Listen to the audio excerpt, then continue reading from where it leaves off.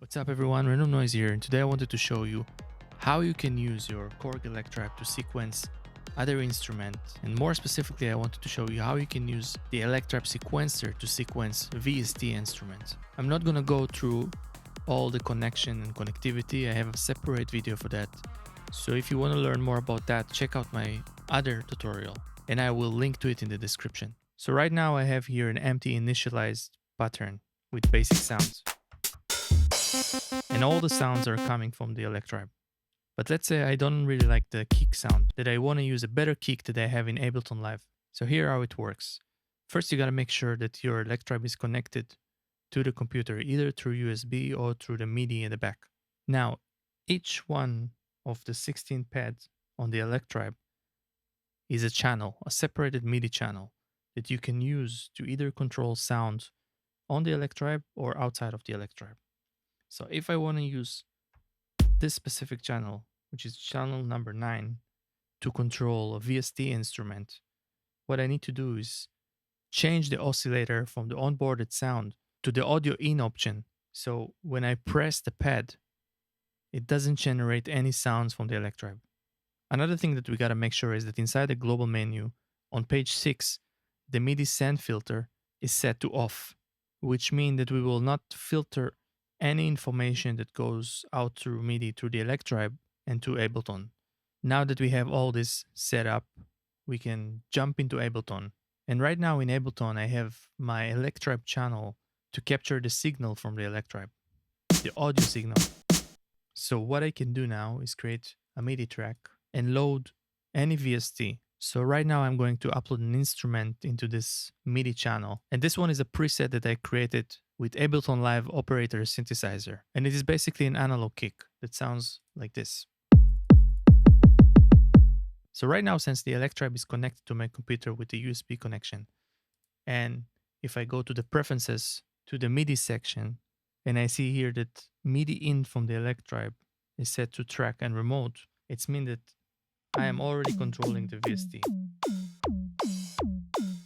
But I don't want all the pads to trigger this sound. I want only this pad and this channel to trigger this sound. So what I need to do is go to the MIDI ins of this channel and specify that I want to get information only from the Electribe MIDI and change the channel to the same channel that I have here, which is number 9. So I go all the way to number 9, select that.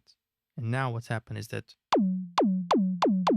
this pad will control this channel, and the rest of the pads will control the sounds from the Electribe.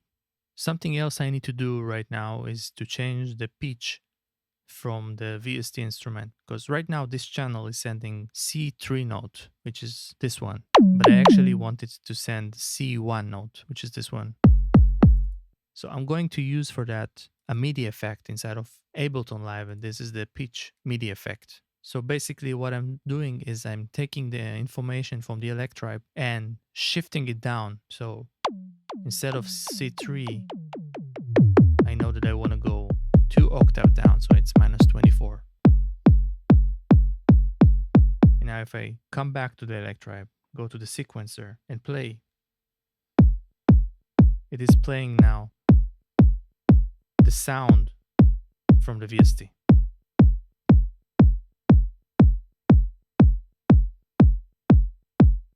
And at the same time, it's also playing the sound from the Korg Electribe.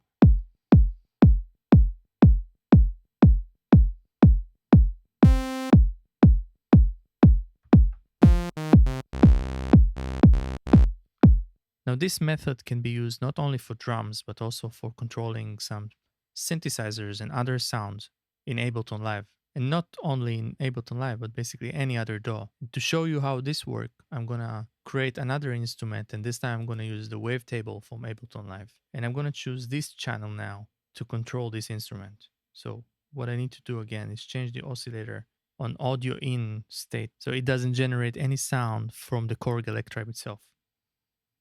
And when I switch to the keyboard mode now,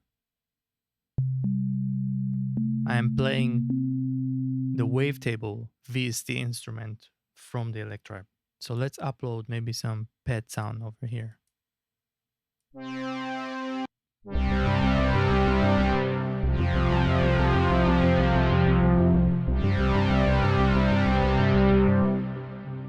notice that if I play now, because I didn't specify the specific channel for this instrument, we're getting the signal, we're getting the MIDI information from the kick sequence. So again, I need to specify here that I want to get all information from the Electribe and change the channel, which this time, this is the first channel, channel number 1. So if I play now, it doesn't get the kick. But another thing is happening here. We're not hearing the kick.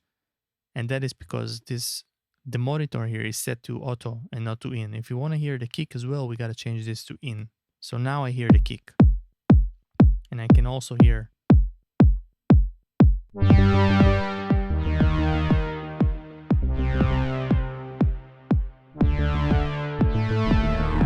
the VST instrument, the Wavetable.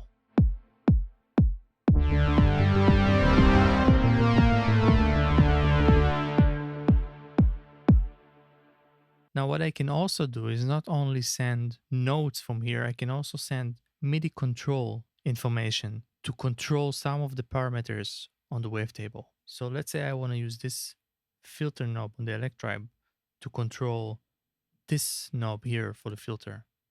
So what I can do now is activate the MIDI learning feature, point to this knob over here and just turn the knob on the Electribe. And as you can see, it's automatically recognized that this is control 74 and it's coming from channel 1. And if I close the MIDI now, you will see that if I turn the knob, it's actually turned in Ableton Live as well. So now I can control both the notes and the filter.